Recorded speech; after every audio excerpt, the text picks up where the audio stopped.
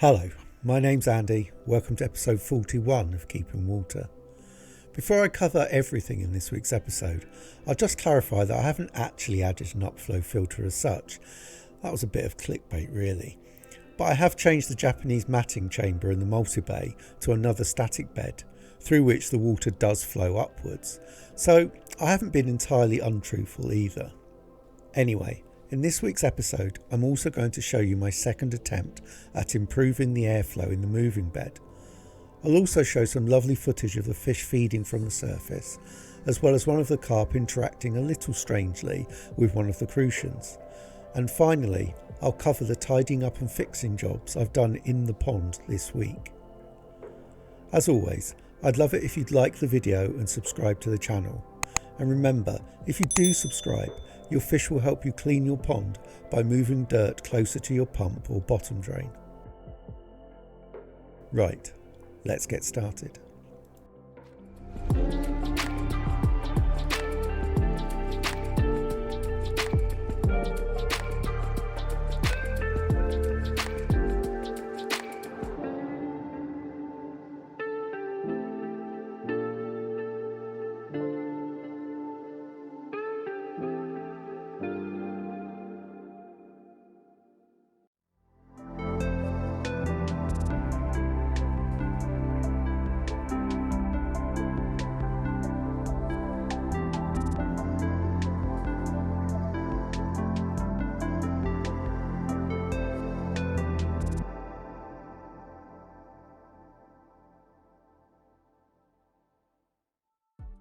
As you may have seen in a previous episode, I have some quite old and falling apart Japanese matting, so I've been wondering what to replace it with, new matting or something else. What I've chosen to do is to make a second static bed with the remaining K+ media I had left over from the moving bed build. A problem I had to solve, however, was the same one I had when building the moving bed: how to stop the media escaping the chamber without also restricting the flow too much, and therefore causing the whole system to overflow. The solution I settled on this time, however, was slightly different. Although I again chose a barrier to act as a wall between the media and the outlet, I instead chose to block it horizontally rather than vertically.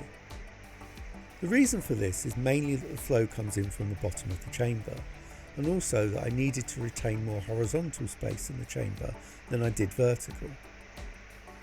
That decided on, I had two jobs to complete.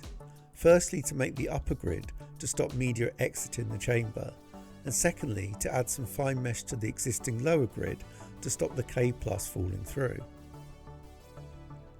I reused the old grid from the recent plant test. I started obviously by cutting it to size. My plan was for it to friction fit, so I cut it slightly large, as this would both ensure no media escaped, but also mean I wouldn't need to fix anything in the chamber to keep it in place. I added some fine mesh as I did in the moving bed, and used some cable ties to create handles for help when positioning the grid.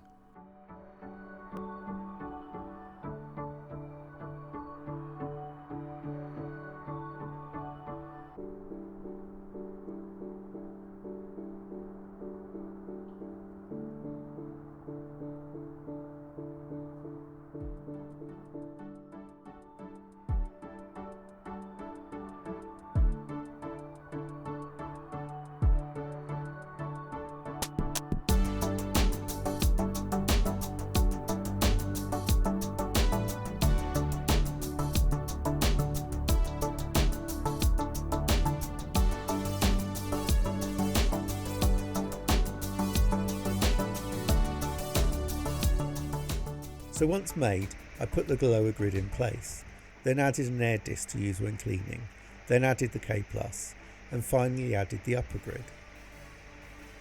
Next, I turned the main pump back on and opened the gate valve to let water back into the filter, and all was good. Water flowed through all the chambers, including the final one's new setup, and all levels were good. Except what you're watching here wasn't the first try. I didn't film it, but the first time filling it up, every chamber in the multibay overflowed, because, I guess, insufficient water was able to get through the final chamber. So I stopped it, let the water drain out and then tried it again, which is the go you're watching now. I've no idea why it overflowed the first time and then didn't the second. I didn't really change anything, and all the subsequent times I've tried it since, it's worked fine. So I'm keeping a close eye on it and hoping it's all good. As I said, like the existing static bed, I'm using air to clean it, and I have 2 quick change connectors to stop between the two, as my pump, as I'll talk about more in a bit, just isn't up to providing air to both. So I'm pretty pleased with it. I could fit some more media in if I had it, but I'm not sure it needs it for mechanical filtration. In the recent tradition of Upflow filters, or in my case, filters with an upward flow, in a few weeks' time I'll show how much dirt it's clearing. In fact, as so much has changed since last year, I think I'll do a video soon on how I clean the entire filtration system each week. As I mentioned last week, I haven't got enough air throughout the moving bed to get all the media moving properly. I tried 2 ideas last week, which, as you may have seen, didn't have much success. This week I've added a second disc into the bed and arranged the pipe to feed both at the same time, except, well, it didn't. I thought it might be the length of pipe between each, so I tinkered with that a bit, but I came back to the fact that my air pump just isn't up to it. Having said that, it's better than it was, slightly, but not quite good enough. I think I'll not solve it until I buy a more powerful air pump, and that is very much for the future.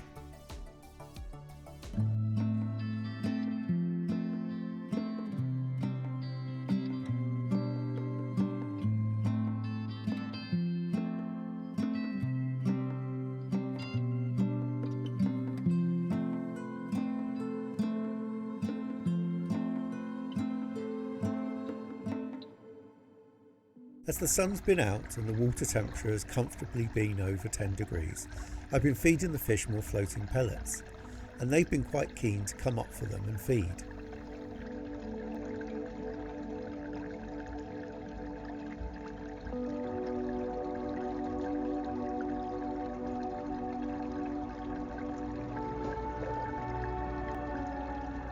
They're not completely confident, however, so to get some reasonably close-up video of them feeding, I used a selfie stick on my iPhone and secured it in a mostly safe way over the pond. As you can see though, the phone overhanging the water unsettled them a little, and they passed by a few times before actually coming up to feed.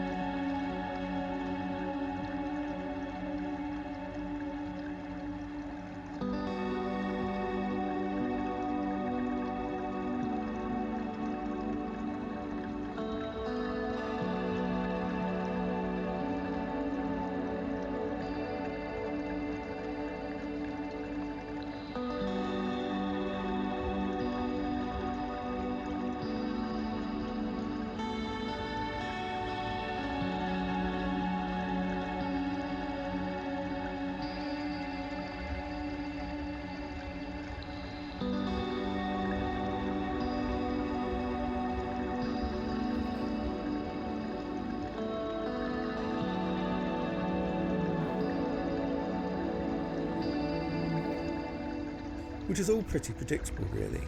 What wasn't so predictable was when the common carp decided to have a little taste of one of the crucians. It reminded me a little of how orcas attack sharks, but that's almost certainly just me. Anyway, I'm not overly worried that the carp are going to eat the smaller fish, although it's not impossible, but it's interesting behaviour nonetheless. It's not something I've seen them do to the rudd, and the hundreds of hours of footage I filmed, although the rudd are faster than the crucians, and that probably explains it. What it definitely does show is that the common continues to have a much better appetite than it had last year, which is no bad thing, as long as it leaves the other fish alone.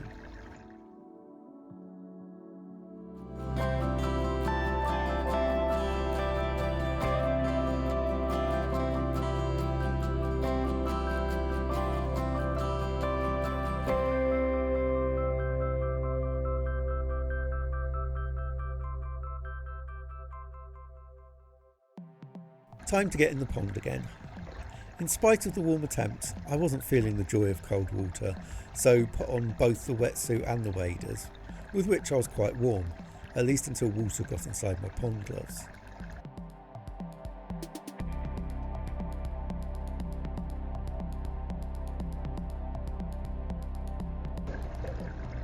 Anyway, the first job was to sort the pipework from the pump to the filter.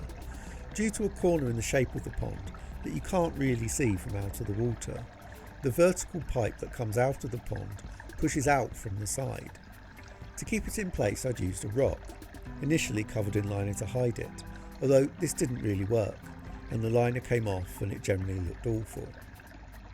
So, the job was to get the rock out of the pond, use right-angled connectors to shape the pipe around the corner, hopefully keeping the pipework closer to the walls of the pond, and then also remove the liner.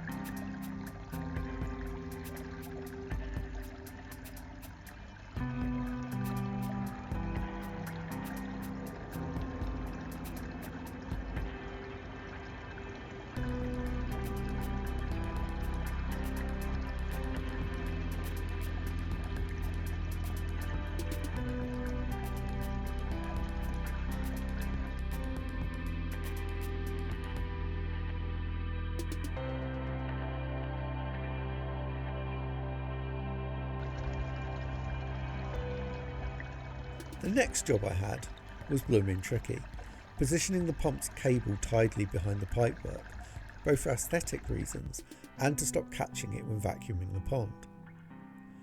I eventually got it done and I could move on to the last job.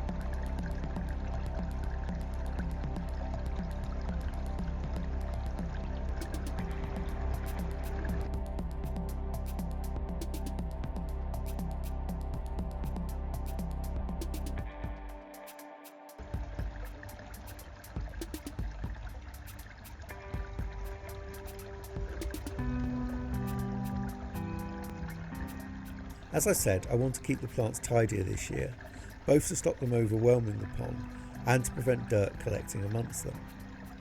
So, as I was in the pond anyway, it made sense to trim back those plants that were already folding over and started to grow into the water, and to collect and remove any dead plants I'd missed.